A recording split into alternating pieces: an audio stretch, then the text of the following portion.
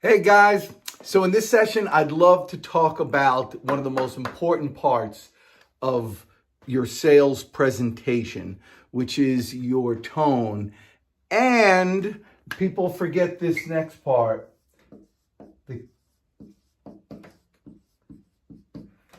your cadence.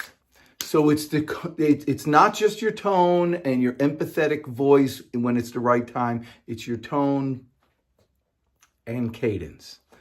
Even that is different. If I just said it's your tone and cadence, it's different than me saying your tone and cadence. The way I expressed that word, cadence, it was almost like a trial close. Half of you, when I said it, probably nodded your head and said, yeah, I guess he's right. It was that kind of implication. And it's something that you would think would come naturally, but the best actors in the world have mastered this. And if you just, that's where you learn it from. Where you learn how to have the proper tonality and the proper cadence is by watching like comedians.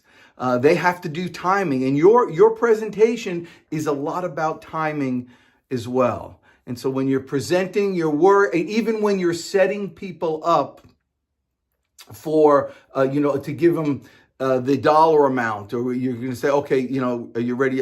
Is it okay if we talk about money? And then you talk about the money and how you deliver that, the correct speed and the correct, so it's okay to talk about money. So it's really pretty simple. It's not this, it's not this, it's not this. All it is a one-time payment of X. And then you can add, and 6 months of follow-up free training. Very slowly let you get the words out, because as soon as you drop the number to somebody, that's all they're thinking about. And so you want to take them away just for a second and just say, and you get this, this, and this. And you say it slowly, and they will start assimilating this whole thing. And then you stop there and let them go. But your tone, things mean so much different. I mean, anything you say. I remember years ago listening to Zig Ziglar, and he had a little phrase, and I don't remember it exactly, but it was something like, the words, I shot the cow. I'm just making the cow. I shot the cow is just a statement. I shot the cow, just by putting the emphasis on the I, it's all of a sudden different. I shot the cow. I shot the cow, and I didn't shoot the cow. I punched it in the face. You could change the sentence just by putting the emphasis on different words. And so practice and listen. And then the final thing in terms of tone, and it's not even there, it's mostly used when you're overcoming objections.